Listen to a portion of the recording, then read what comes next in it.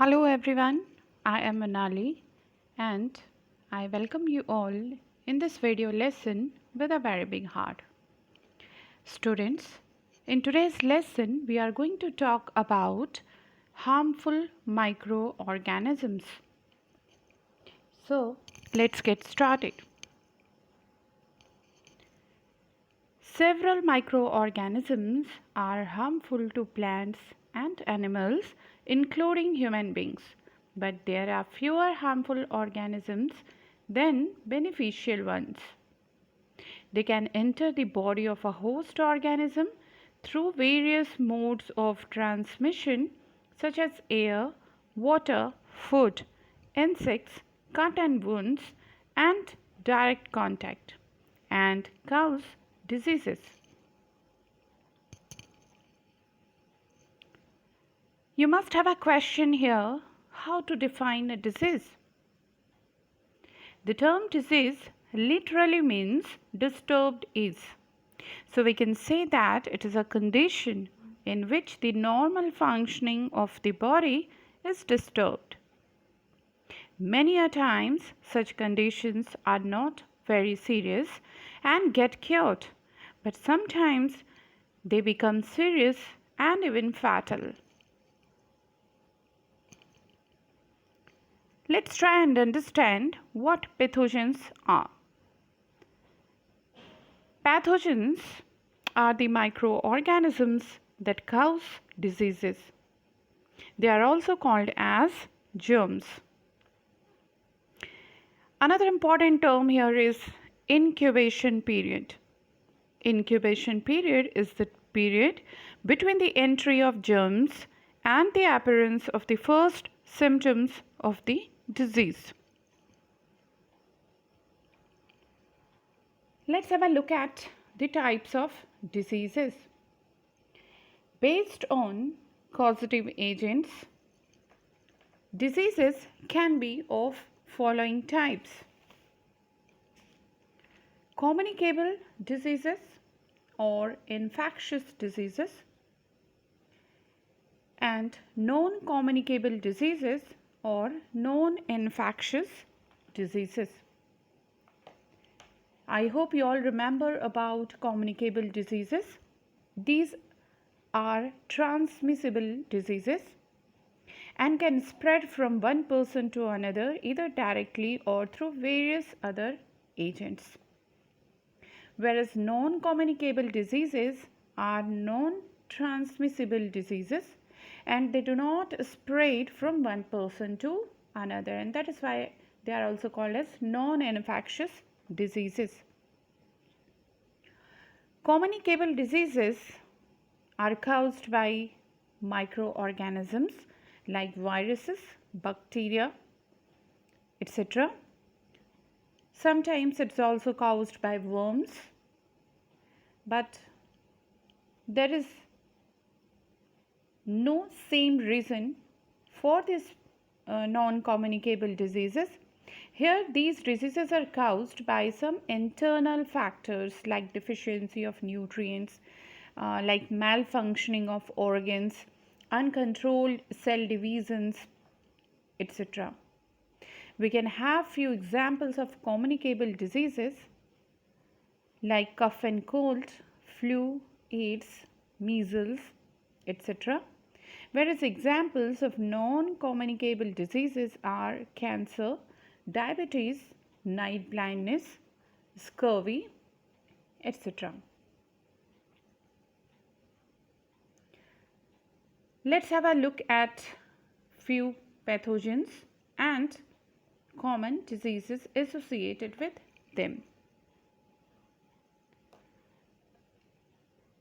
Bacteria are responsible for tuberculosis, pneumonia, whooping cough, botulism, which is a kind of food poisoning, typhoid, leprosy, plague, etc. Common diseases caused by fungus are ringworm, athlete's foot, Dhobie's itch, etc. Children, Ringworm is highly contagious fungal infection of skin or scalp. Athlete's foot is again a fungal infection that usually begins between the toes, and it commonly occurs in people whose feet have becomes very sweaty while confined within tight fitting shoes. So we must avoid wearing tight fitting shoes in order to get prevented from athlete's foot.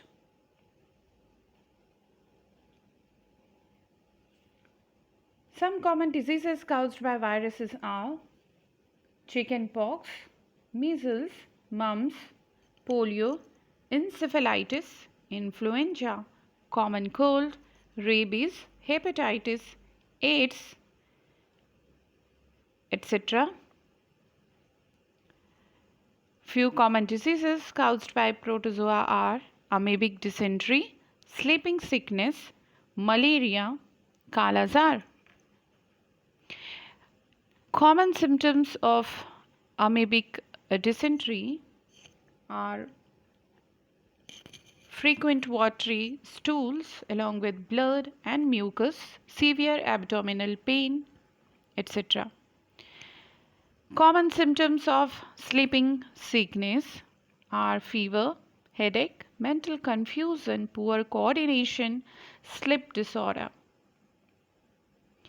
Kala-azar. Kala-azar is caused by Leishmania donovani, and common symptoms are darkening of skin, fever, loss of appetite, weight loss, etc.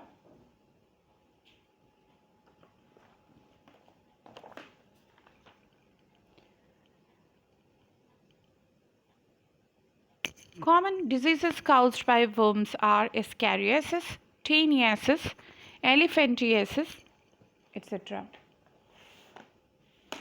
Elephantiasis is caused by a worm called as Wuchereria bancrofti, and it usually affects the lymph nodes and lymph vessels, causing swelling in legs, arms, etc.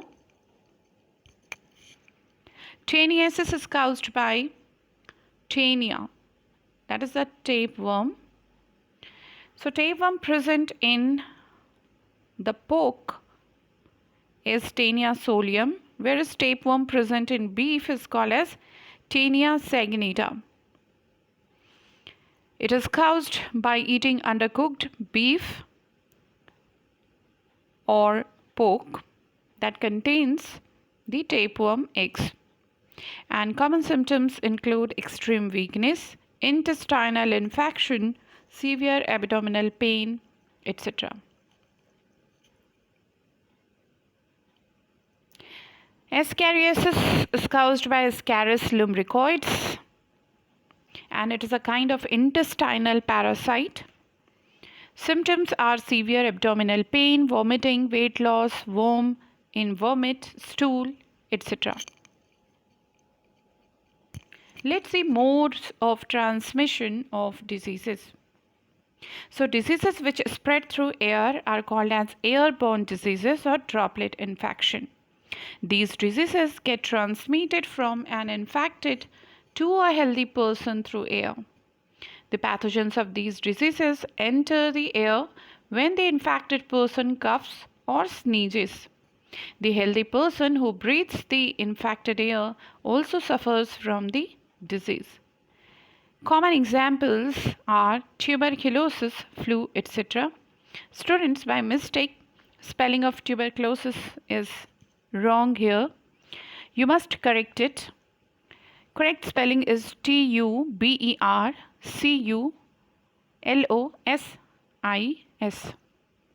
B is missing here. Vector-borne diseases. These diseases are the infections transmitted to humans and other animals by the bite of infected insects, which are called as vectors. Examples of such vectors are mosquitoes, ticks, sandflies, etc. Actually, these insects bite an infected person and transfer the germs of the disease to a healthy person through a bite. Examples of such diseases are malaria, dengue, kala-azar, etc. Food and water-borne diseases. Diseases which spread through the consumption of contaminated food and water comes in this category. Flies are a big culprit for these diseases. They sit on dirty and unhealthy places like garbage, drains, excreta of infected persons, and carry germs attached to their bodies. They transfer these germs to the food items they sit on. On consumption of such infected food and water, a person which is not infected at all gets infection. Few examples of diseases which are spread in this manner are typhoid, cholera, jaundice, etc. There can be some pathogens which can enter the body through a break in the skin, such as cut or wound, and cause diseases. For example, Clostridium tetani, a bacterium, causes disease, tetanus, in this way.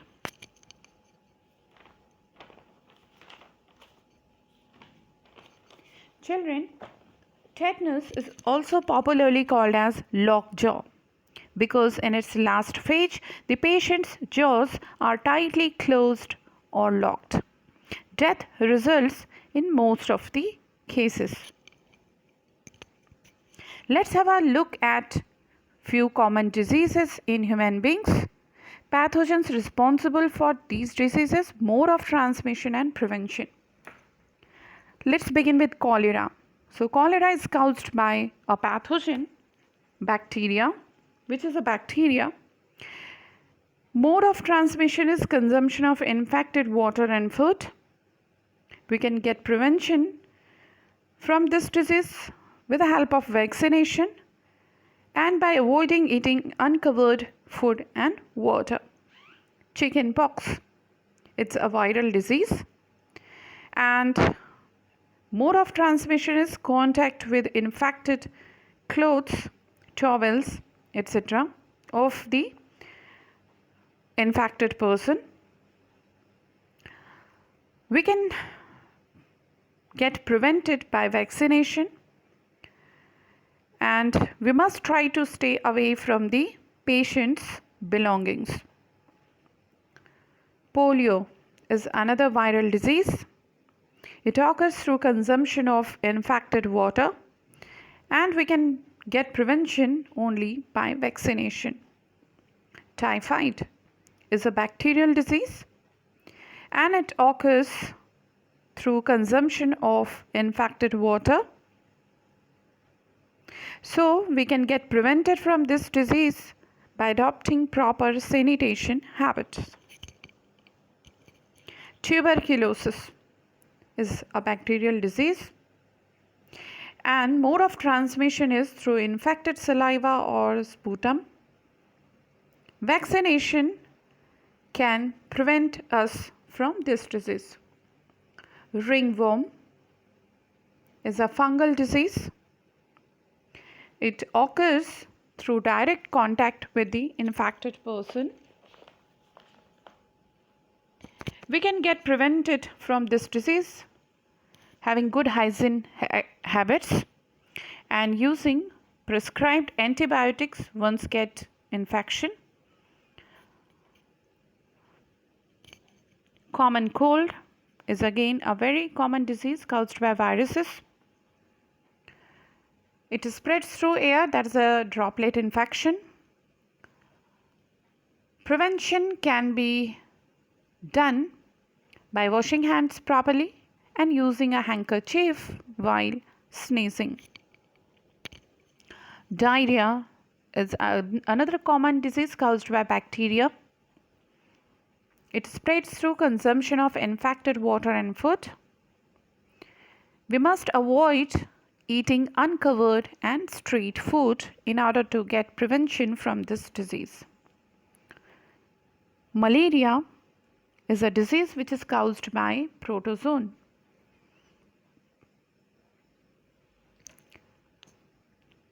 it spreads through the mosquito bite,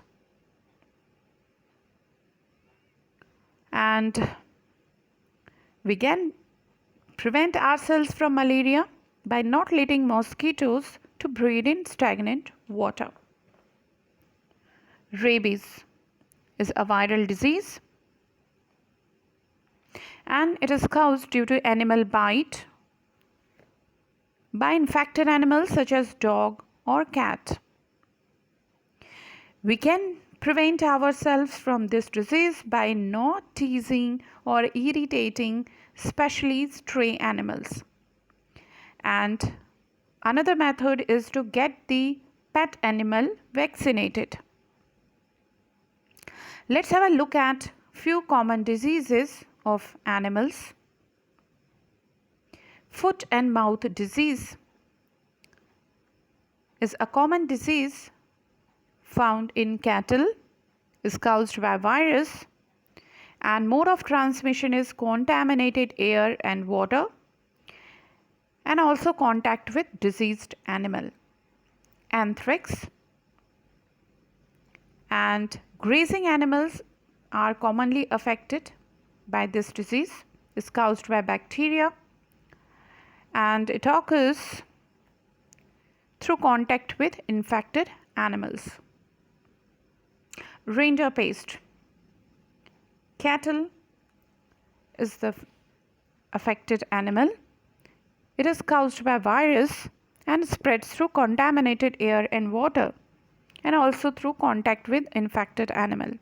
Fin rot is a fish disease which can be caused either by a bacterium or a fungus, occurs through contaminated water, and sometimes injury also results in this disease. Rabies, of course, cats, dogs and human beings all are affected. It is a viral disease. Animals bite such as dog bite or cat bite results in this disease. Now is the turn of plant diseases. Citrus canker is a disease which is caused by a bacteria, and mode of transmission is air. Tobacco mosaic is another disease caused by a virus, and mode of transmission is insects. Yellow vein mosaic is a viral disease, and it again gets transmitted through insects. Rust of wheat is a fungal disease, and mode of transmission is both through air and infected seeds. Loose smut is the name of the disease which is caused by fungus, and mode of transmission is through air. Food spoilage. Microorganisms can cause diseases not only in humans, plants and animals, but they are sometimes also responsible for spoilage of food. Some bacteria and fungi, when get favorable conditions, grow and produce toxic substances in the food items. Consumption of such food results in food poisoning, which includes symptoms such as diarrhea, vomiting, fever, etc. Food preservation is a technique which helps us to prevent food from getting spoiled. It includes food processing practices which prevent the growth of microorganisms in the food. It can be done in various ways, some of which are as follows: drying or dehydration, sweetening and salting, heating, using chemical preservatives, canning, freezing, etc. So this brings us to the end of this lesson. In the next video lesson, we are going to deal with all these food preservation techniques in details. Thank you very much for being with me. And if you have any questions related to the topics we discussed today, please do let me know. So till next video, take care. Bye-bye.